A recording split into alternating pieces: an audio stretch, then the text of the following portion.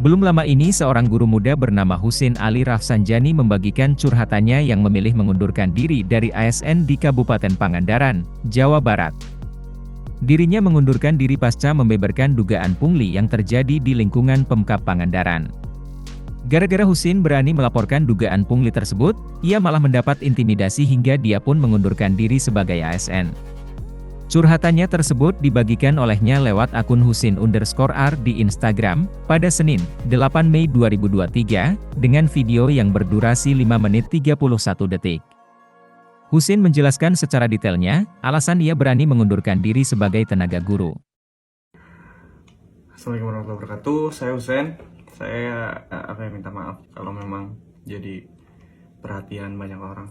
Saya cuma mau ngejelasin detailnya ya, kenapa saya bisa berani speak up, kenapa saya bisa berani untuk mengundurkan diri gitu. Awalnya tuh waktu Latsar 2020, setelah kita menerima surat tugas dengan detail anggaran yang sudah dibiayakan oleh negara, tiba-tiba hamin seminggu kita disuruh bayar uang transport. Yang bikin jengkelnya tuh nggak ikut sama rombongan. Kalau saya kan naik motor dari Pangandaran ke Bandung. Ada juga kan orang yang nggak bisa ikut karena lagi hamil atau lagi sakit, itu juga disuruh bayar. Makanya bagi saya jengkel aja gitu. Tapi ya udahlah, saya bayar pada waktu itu. Terus di waktu lagi Latsar tiba-tiba ditagih lagi uang sebesar 350.000. Ya walaupun under sejuta lah, bagi beberapa orang mungkin bukan seberapa, tapi bagi kita nih agak berpengaruh gitu. Apalagi waktu itu tuh kita gaji selama 3 bulan belum dibayar. Benar-benar belum dibayar, lagi dirapel katanya. Oh ya udah gitu. Cuma kan jadi berat banget gitu. Sampai yang nagih tuh saya bilang, saya nggak ada uang banget. Saya kasih screenshot isi rekening saya, nggak ada. Di 500.000 aja nggak ada di rekening waktu itu.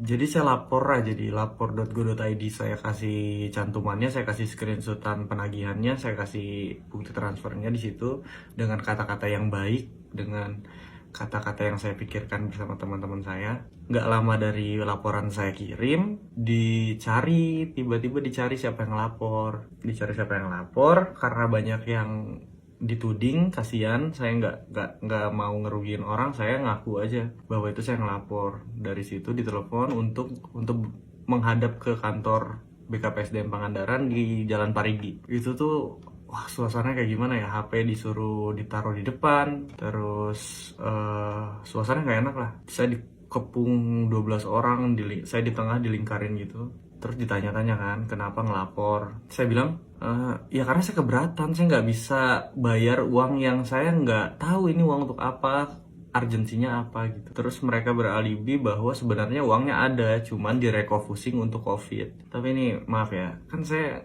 walaupun masih muda nih, saya kan maaf nih sekali, saya kan nggak goblok gitu. Saya gini-gini juga sarjana 1 saya teh, nggak bisa. Kalau uang negara tuh, kalau perpindahan dana tuh pasti ada suratnya. Saya mintalah surat perpindahan dananya, mana Bu, biar saya laporin untuk nurunin laporan sebelumnya. Masuk akal. Mereka bilang, beralasan lagi, katanya, nah sebenarnya uang nggak ada. Jadi karena kamu latsarnya waktu awal online, tiba-tiba offline, jadi dananya belum disiapkan dari awal lah.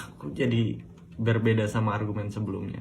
Saya nggak akan nyebut nama orangnya ya, karena sampai sekarang saya belum ada dikontak sama pihak Pangandaran. Setelah itu di sidang lah, ada 6 jam kali saya di kantor, di sidang, disuruh nurunin, diancam dipecat. Nah ini diancam dipecat juga lucu sih. Kamu katanya kalau laporan ini nggak diturunkan bisa dipecat karena bisa dianggap merusak nama baik instansi. Saya bilang dengan polosnya, karena saya waktu itu masih umur 24 atau 25 gitu. Saya bilang, ya udah Pak, saya minta surat pemecatannya hari ini juga, kata saya. Dari situ bingung aja mereka, jadi bukan ngancem ya, ngomong ke teman CPNS saya di satu sekolah, harusnya diawasin usernya gini. Jadi ngerugiin banyak orang, saya jadi nggak nyaman kan. Sekolah saya didatengin, dicari masalahnya ada apa, padahal baik-baik aja sekolah saya. Jadi saya merasa dirugiin gitu, maksudnya dirugiin, diancamnya ke orang lain.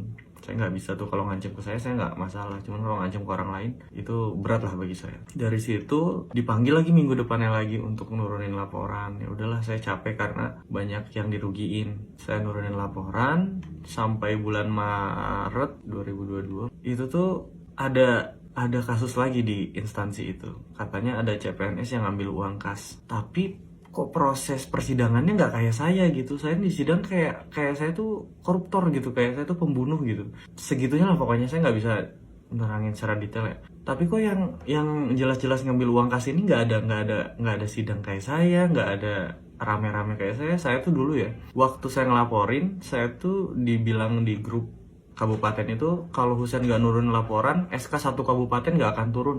Semua nyerang saya, pasti itu, semua nyerang saya. Karena mereka nggak tahu masalahnya, cuman taunya kalau Husein nggak nurun laporan, SK nggak akan turun. Semua nyerang saya. Saya pun jadi beban, akhirnya nggak nurunin lah. Di bulan Maret itu karena ada orang yang ngambil kas itu, saya merasa sakit hati karena kok beda perlakuannya. Dari situ saya cabut ke Bandung. Sampai Bandung setahun saya nunggu surat pemecatan nggak keluar. Ya udah saya memutuskan untuk mundurkan diri aja. Berat sih. Orang tua juga berat. Ibu saya nangis, saya juga bingung harus ngomong apa. Cuman ya mudah-mudahan ada rezeki lain gitu. Saya memohon banget ya untuk pemerintah Pangandaran. Udahlah, orang-orang yang kayak gitu jangan dipakai terus gitu. Masa mau kayak gitu terus sih, udah tahun 2023 ini teh. Masa saya harus nyembah-nyembah biar nggak ada lagi kejadian kayak gitu, biar nggak ada lagi orang-orang kayak gitu. Malu atau itu aja sih paling yang bisa saya sampaikan. Terima kasih banyak untuk atensi orang-orang di keluarga net.